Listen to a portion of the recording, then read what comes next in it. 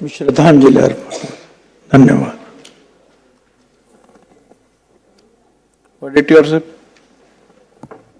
अध्यक्ष महोदय, माननीय सभागृह नेते राज्याचे मुख्यमंत्री फडणवीस साहेबांनी आज जो या ठिकाणी शोकप्रस्ताव मांडला आहे, तर कुणाचा विश्वासच बसत नव्हता अनेक दिवस की दादा आज आपल्या असे अजित, आशाताई, आनंदराव पवार असं एक नेतृत्व होतं की ज्यांच्या नावातच दरारा होता, धाक होता आणि तो त्यातून प्रचंड कामाचा वेग, प्रशासनावर जरब, जनतेच्या प्रश्नाची असलेली जाण असा असलेला हा एक लोकनेता होता असं म्हणायला हरकत नाही. खरं तर या राज्यातील सत्तेतील अजितदादा म्हणजे एक पुरोगामी नेतेच होते. त्यांनी कधी जात, धर्म, पंथ यावर कधीच भेदभाव केला नाही. त्यांनी कधी एकदा निवडणुकीमध्ये स्पष्टपणा जो काय असतो अध्यक्ष महोदय, निवडणुकीच्या काळात बटंगे तो कटंगे असा नारा होता, पण त्याला दादांनी स्पष्टपणे सांगितलं की असं या ठिकाणी चालत नाही, आपल्यामध्ये चालत नाही, ते उत्तरेकडे चालतं असं स्पष्टपणे त्यांनी सांगितलं. म्हणजे जिथे आहे तिथे असूनही आपल्या भूमिकेशी ठाम असणारे नेते म्हणून या महाराष्ट्राला आणि देशाला दादांची ओळख होती. म्हणूनच त्यांनी कधी जात पात धर्मपंथ पाहिला नाही. नवाब मलिक असतील, हसन मुश्रीफ असतील, अलीकडे त्यांच्याशी जोडलेले बाबा सिद्दीकी, या सगळ्यांना सांभाळून घेणारे अजितदादा होते. त्याला कधी अंतर ठेवू दिला नाही. आरोप झाले तरी त्यांना सांभाळून घेण्याचं काम दादांनी केलंय. म्हणूनच एक असं म्हणता येईल की छत्रपती शिवाजी महाराजांच्या, फुले शाहू आंबेडकरांच्या या विचारांना मानणारे, त्यांच्या मूल्यावर काम करणारे, चालणारे असे नेते म्हणून त्यांनी स्वतःची ओळख दादांनी निर्माण केलेली होती. रोखठोक म्हणून एक रोखठोक अजितदादा असे महाराष्ट्राला परिचित होते. अलीकडच्या राजकारणात भाऊ खूप आहेत पण दादा होणे नाही अशा प्रकारची स्थिती एका वक्त्यांनी त्या ठिकाणी बोलताना सांगितली. हे संघर्षातून उभं राहिलेलं नेतृत्व होतं दादांचा. आणि माझा एक भावनिक धागात असं जोडलं अध्यक्ष महोदय की मी त्यांचे वडील अत्यंत लहान छोटे असताना त्यांचे वडील गेले, बालवयात त्यांचे वडील गेले. माझे सुद्धा वडील, मी 4थ्या वर्गात असताना माझे वडील वारले. त्यावेळेस एक वडील गेल्यानंतर दादा कठोर का झाले तर ते बोलून गेले सहज की त्यांच्या स्वभावातील आक्रमकता जी होती किंवा शिस्त होती, जबाबदारीची जाणीव जी होती. दादा कुठेतरी बोलताना असं सहज म्हणाले की एखाद्या माणसाचे वडील अगदीच कमी वयात जातात, कमी वय असताना वडिलांचं छत्र गमवतं, त्यावेळेस वडील गमावले तर ते काय करू शकतो. म्हणून मी त्यावेळेस जर मी कडक वागलो नसतो किंवा मी माझा स्वभाव जर कडक ठेवला नसता तर वडिलांच्या छत्रानंतर मी जर मृदू वागलो असतो तर मी कधीच चिरडलो गेलो असतो असं एकदा ते सहज बोलून गेले. आणि म्हणून अध्यक्ष महोदय या सगळ्या परिस्थितीमध्ये दादांचं नाव आणि काम आणि कर्तव्य जे काही आहे ते काम आपण महाराष्ट्रातील जनता कधीच विसरू शकत नाही अध्यक्ष महोदय. एक त्यांच्याबद्दल एक प्रसंग असा होता की त्यांच्या डोळ्यातील अश्रू एकदा पवार साहेबांना ईडीची नोटीस गेली आणि दादांनी राजीनामा दिला होता. प्रेसमध्ये बोलताना दादांच्या डोळ्यातील अश्रू महाराष्ट्राने पाहिले. तो दुःखद प्रसंग. आणि लगेच राजीनामा देताना ते त्यांचं काकावर किती प्रेम आहे, पवार साहेबांवर किती प्रेम आहे, त्या प्रेस कॉन्फरन्स मधल्या त्यांच्या भावना डोळ्यातून अश्रूची वाट मोकळी करताना दिसले. खरं तर पवार कुटुंबाचे चांगले संस्कार त्यांच्यावर, आणि म्हणून विरोधक असो की मित्र असो की शत्रू असो, सगळ्यांशी वागताना एक कौटुंबिक नातेसंबंध असल्यासारखे ते वागत असत. माझ्या आईचं यावेळेस दुःखद निधन झालं, माझं छत्र हरवलं, त्यावेळेस सुद्धा दादा भेटायला नागपूरच्या घरी आले. आमच्या डोक्यावरची सावली गेल्यानंतर धीर देण्याचं काम प्रत्यक्ष घरी येऊन दादांनी केलंय. त्यांच्याबरोबर काम करण्याची संधी मला मंत्रिमंडळात मिळाली. राज्यमंत्री म्हणून 7, 8, 8, 9 मध्ये 2 वर्ष मी त्यांच्याबरोबर काम केलं. त्यावेळेस अनेक गोष्टी आम्हाला शिकता आल्यात. त्यामध्ये विरोधात असताना ज्यावेळेस अनेक विषयावर आम्ही त्यांच्यावर आरोप केले, त्यावेळेस सुद्धा दादा कधी आमच्यावर चिडले नाहीत. सहज अगदी चेहऱ्यावरचा राग 2-4 मिनिटांमध्ये तो नाहीसा होणारे दादा आम्ही पाहिले. राग दिसायचा, कधी भीती वाटायची की दरवाज्यात जाताना, दरवाजा अर्धा उघडताना दादांच्या दरवाज्यात गेल्यानंतर दादा आपण विरोधात बोललो काय म्हणतील. दरवाज्यातून डोकावून बघताना कार्यालयामध्ये आवाज देऊन बोलवून बसून काम करणारे दादा, त्या महाराष्ट्रातील सर्व राजकीय क्षेत्रात काम करणाऱ्या लोकांनी अनुभवले आहेत. अध्यक्ष महोदय, दादा विरोधी पक्ष नेते होते. त्यांनी महायुती सरकारमध्ये जाण्याचा यावेळेस निर्णय घेतला आणि मला ती संधी विरोधी पक्ष नेते पदावर काम करण्याची अध्यक्ष महोदय मला मिळाली.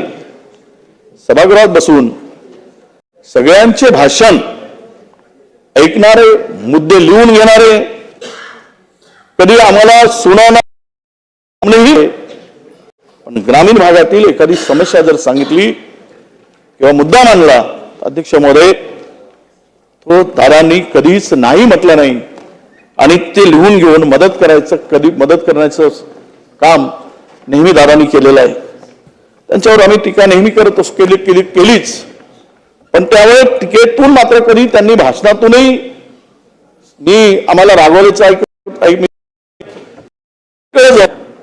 एखाद्या त्यांच्या कुठल्या विषयावर जर आम्ही आरोप केला, कुठल्या चर्चा केली किंवा टीका केली, पण दादांनी फोन करून कधी यावर तुम्ही का बोललात किंवा हा विषय कधी सोडा असं कधीही त्यांनी मध्ये बोललं नाही. विरोधक आहे, टीका करणे हा त्यांचा अधिकार आहे, याची जाणीव दादांना होती आणि ती नेहमीच दादांनी ठेवलेली आहे. म्हणून विरोधक असल्यावरही ती टीका राजकीय आहे, ती वैयक्तिक नाही असं दादा नेहमी खिलाडू वृत्तीने सांगत असायचे. दादांची कारकीर्द जी सुरू झाली म्हणजे साखर कारखाना सुरू झालेली कारकीर्द प्रवास राज्याच्या उपमुख्यमंत्री पदापर्यंत पोहोचलाय. हा केवळ त्यांचा कामाचा धडाका आणि प्रशासनाचा धाक. मी स्वतः दादाबरोबर मी सांगितलं की काम केलंय, म्हणून मला अनेक दादांच्या बैठकीला येताना अधिकारी का घाबरतात, कारण दादा स्वतः तयारी करून यायची, हे सगळ्यांनी आता या ठिकाणी सांगितलंय. संकटातला बजेटचा तो खरं म्हणजे संकट काळातला बजेटचा मास्टर म्हणून दादा त्यावेळेस अर्थमंत्री महाराष्ट्राला ओळखी झाले, महाराष्ट्रामध्ये ओळख निर्माण करून गेली. कारण कोरोनाचा काळ होता, त्यावेळेस राज्याचं उत्पन्न अत्यंत घटलेलं होतं, परंतु दादांनी अर्थमंत्री म्हणून जी आर्थिक शिस्त लावली ती खरं म्हणजे वाखाणण्याजोगी होती. की आमचे निधीवरून अनेकदा वादही झालेत, पण कमी खर्चात घर कसं दादांनी दाखवून दिलं आणि पहाटे 5 वाजता कामाला सुरुवात. आर्थिक शिस्त लावण्यामध्ये कुठेच कमी पडले नाही.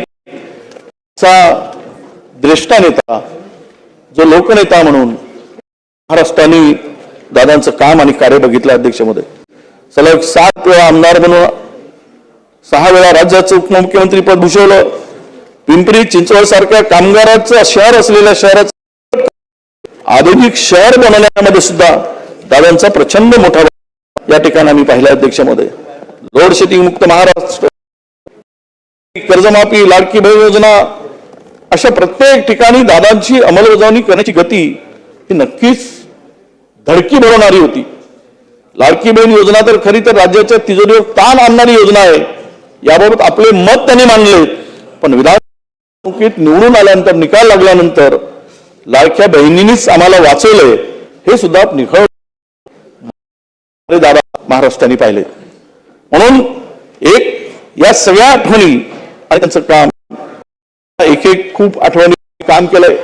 कॅबिनेट मंत्री म्हणून, राज्यमंत्री म्हणून त्यांच्या मंत्रिमंडळात काम करायची संधी मिळाली आणि अनेक गोष्टी त्यांच्याकडून आम्हाला शिकता आल्यात. या ठिकाणी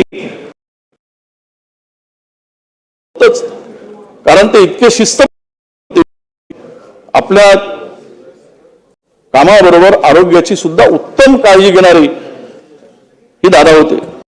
त्यांनी त्यांचं संपूर्ण कारकीर्द पाहिली तर दादा हे अजात शत्रू म्हणूनच त्यांची ओळख आहे. आज त्यांच्या या अजात शत्रूमुळे त्या कामामुळेच महाराष्ट्राच्या डोळ्यामध्ये पाणी आहे की अख्ख्या महाराष्ट्र हळहळताना आपण पाहिलं आहे. गेल्या काही वर्षामध्ये अनेक नेते महाराष्ट्राने गमावले. त्यामध्ये विलासराव गोपीनाथ मुंडे साहेब, दादा एक पिढी होती की जिने महाराष्ट्र घडवला, महाराष्ट्राला शिकवले, राजकारणाचे धडे दिलेत आमच्यासारख्यांना, आणि ते आज अध्यक्ष महोदय आमच्याकडून निघून गेले. त्यांच्या निधनाने त्यांच्या फक्त कुटुंबाचे नाही तर प्रचंड महाराष्ट्राचं नुकसान झालं असं मी म्हणतो. आपली मायभूमी, आपली कर्मभूमी हे अजितदादांनी जिथून सुरुवात केली तिथेच त्यांनी शेवटचा श्वास घेतला.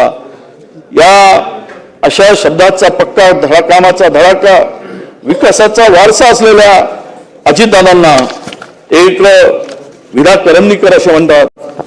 असे आव्हानांचे लावून उत्तर, नजर रोखुनी नजरेमध्ये आयुष्याला द्यावे उत्तर. नको गुलामी नक्षत्रांची, भीती आंधळी ताऱ्यांची, आयुष्याला भिडता नाही चैन असावी स्वप्नांची. असे मार्ग त्याला मिळती सत्तर, नजर रोखुनी नजरेमध्ये आयुष्याला द्यावे उत्तर. पाय असावे जमिनीवरती कवेत अंबर घेताना, हसू असावे ओठावरती काळीज काढून देताना. संकटासही ठणकावून सांगावे आता ये बेहत्तर, नजर रोखुनी नजरेमध्ये आयुष्याला द्यावे उत्तर. करून जावे असेही काही दुनियेतून या जाता, यावा जगास साऱ्या निळप शेवटचा देताना. कठोर त्या काळाचाही क्षणभर व्हावा कातर कातर, नजरेत मध्ये नजर नकुनी आयुष्याला द्यावे उत्तर. दादा आपण नाहीत या पुढच्या बाकावर असेल, इथल्या बाकावर असेल, बसलेले दिसलेत की या सभागृहामध्ये शांतता हसायची. कोणी उलट सुलट आवाज बोलताना कधीच कोणी पाहिलं नाही, आणि बोलताना दिसलाच तर दादाचा कठोर स्वर हा हातोडे रुपये मारल्याप्रमाणे तो असायचा, हातोडा मारतो त्याप्रमाणे असायचा. अशा एक लोकप्रिय नेत्याला महाराष्ट्राने गमावलं आहे, जी खरं म्हणजे ही पोकळीच आहे. कदाचित ते राज्याचे मुख्यमंत्री झाले असते तर पुन्हा महाराष्ट्र यापुढे अजित गतिमानाने पुढे गेला असता. हे जे स्वप्न होतं ते स्वप्न आज पुढे राहिलंय. अशा या लोकनेत्यांना मी माझ्या पक्षातर्फे, विधिमंडळाचा नेता म्हणून आणि काँग्रेस पक्षातर्फे या शोकप्रस्तावावर माझी श्रद्धांजली देतो. आणि आमच्या बहिणींना, त्यांच्या कुटुंबियांना या सगळ्यातून सावरण्याची ईश्वर शक्ती देव. आजच अनेक म्हणजे मान्यवरांनी तसे यानंतर स्वरूपसिंग हिरा नाईक साहेब हे अनेक वेळा आदिवासी नेते, लोकप्रिय नेते म्हणून त्यांची कारकीर्द सगळ्यांनी पाहिली. शालीनताई पाटील, आमचे राज पुरोहित साहेब आमच्याबरोबर, आम्ही त्यांच्या खरं म्हणजे एक लॉबीतील मित्र, सभागृहातील जरी असलं तरी असे म्हणून त्यांची आम्ही सगळ्यांची ओळख होती. गंगाधरराव पटणे साहेब, लीलकंठराव फाळक साहेब, विश्वास नांदेकर साहेब यांच्याबरोबर आम्ही काम केलंय. आणि रूपलेखा ढोरेताई, या सर्व माजी विधानसभा सदस्यांच्या दुःख निधनाबद्दल आम्ही माझ्या विधिमंडळाचा नेता म्हणून काँग्रेस पक्षातर्फे शोकसंवेदना व्यक्त करतो. थांबतो. धन्यवाद. गुलाबराव पाटील साहेब.